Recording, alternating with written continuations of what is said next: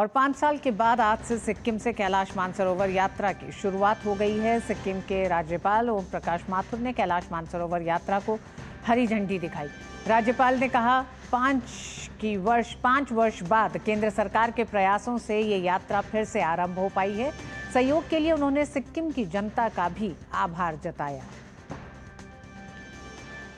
हम सब का सौभाग्य है और सिक्किम प्रदेश का सौभाग्य है कि 5 वर्षों से हमारा सबसे पूजनीय और सबसे बड़ा आस्था का केंद्र किसी कारणवश बंद था, वो आज पुनः केंद्र सरकार के सहयोग से और केंद्र सरकार के प्रयत्नों से आज पुनः चालू हुआ है।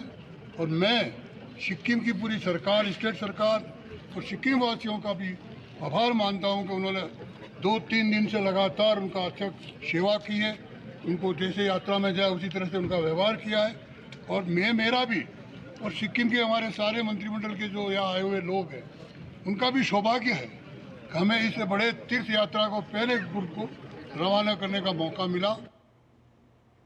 आईटीबीपी के सीएमओ ने कहा है कि कैलाश मानसरोवर यात्रा के दौरान यात्रियों को दी जाने वाली स्वास्थ्य सुविधाओं का विशेष ध्यान रखा जा रहा है।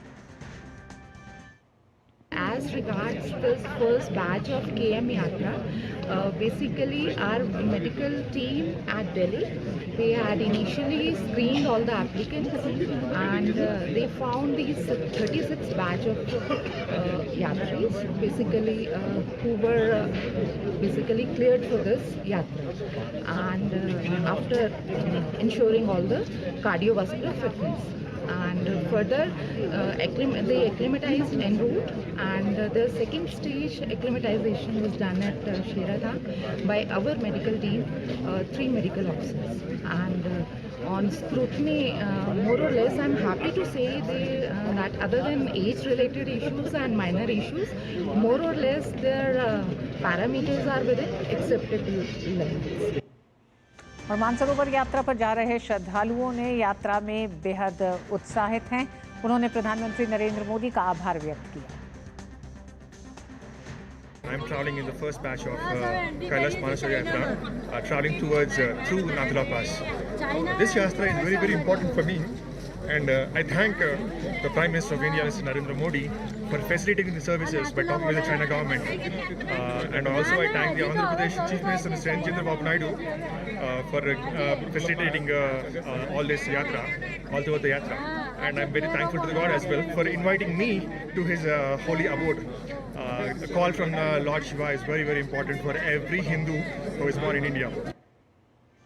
और इस यात्रा से जुड़ी और जानकारी के लिए हमारे साथ जुड़ गए हैं मानस प्रतिम। मानस, सबसे पहले तो आपसे यही जानना चाहेंगे, यात्रा रवाना की जा चुकी है, राज्यपाल ने हरी झंडी दिखाई है, लेकिन किस तरह से 5 साल के बाद ये यात्रा हो रही है, किस तरह के एहतियात बरते जा रहे हैं, क्या नई सुविधाएं श्रद्धालुओं के लिए जोड़ी गई हैं? जी, यहाँ से इस बार कुल 10 बैच जाएंगे, 10 जत्थे जाएंगे और हर बैच में 40 से 50 लोगों का श्रद्धालु रहेंगे। आज जैसे आपने बताया रितु कि आज पहले बैच में कुल 37 लोग थे और साथ में एक डॉक्टर और एमए के 2 लोग थे। तो वो लोग यहाँ से आज चले गए और लगभग 11 से 12 दिन बाद ये लोग फिर वापस आएंगे गैंगटॉक, पूरा दर्शन करके, कैलाश मानसरोवर का परिक्रमा करके। और जो दूसरा जत्था है आज शाम तक ये गैंगटॉक पहुंच जाएंगे। देखिए, जैसे अगर हम लोग बात करें कि दिल्ली में पहले इन लोग की ब्रीफिंग होती है एमए के तरफ से, फिर डॉक्टर्स इन लोग के टेस्ट करते हैं और मेडिकल जो प्रोसीजर है उसमें अगर ये लोग क्वालिफाई करें तभी यहाँ आ सकते हैं।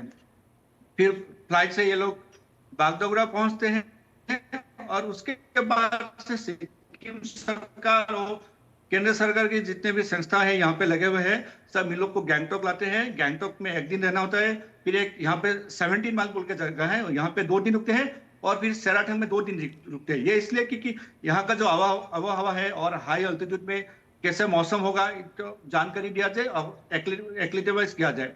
फिर यहाँ योगा का भी व्यवस्था किया जाता है और जितने भी आईटीबीपी है, इंडियन आर्मी है और बीआरओ है और केंद्र सरकार और बाकी राज्य सरकार संस्था है, सब इन लोगों को ब्रीफ करते हैं। यहाँ के डॉक्टर्स इनको ब्रीफ करते हैं, जैसे स्वास्थ्य का क्या से ध्यान रखा जाए, साथ में कौन सी दवाई ले जाए, तो ये सब सारे साधन का यहाँ पे देख रेख किया जाता है। फिर यहाँ से लोग निकलते बिल्कुल जाते मानस, हैं। 5 साल के बाद ये यात्रा एक बार फिर शुरू हुई है। श्रद्धालुओं में खासा उत्साह दिखाई दे रहा है। राज्य सरकार ने भी तमाम वो तैयारियां की हैं जिसमें श्रद्धालुओं को किसी तरह की कोई दिक्कत ना हो। बहुत बहुत धन्यवाद मानस पूरी जानकारी के लिए। और संघ लोक सेवा आयोग ने इंटरव्यू में असफल रहे उम्मीदवारों के लिए